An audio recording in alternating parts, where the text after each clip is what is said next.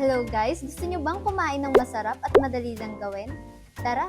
Kailangan mo lang ng white chocolate, 120 grams, and then i-microwave natin hanggang sa matunaw siya. And then pagkatapos i-microwave, ilagyan natin siya ng 3 teaspoon ng matcha.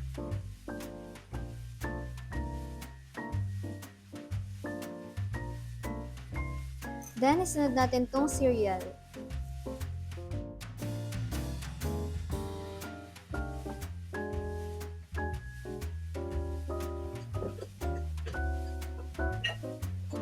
Pagkatapos, lagyan natin ng toppings para mas maganda. Pagkatapos, pwede na natin siyang i-ref ng 30 minutes. Pagkatapos natin siyang ilagay sa ref ng 30 minutes, pwede na natin siyang kainin.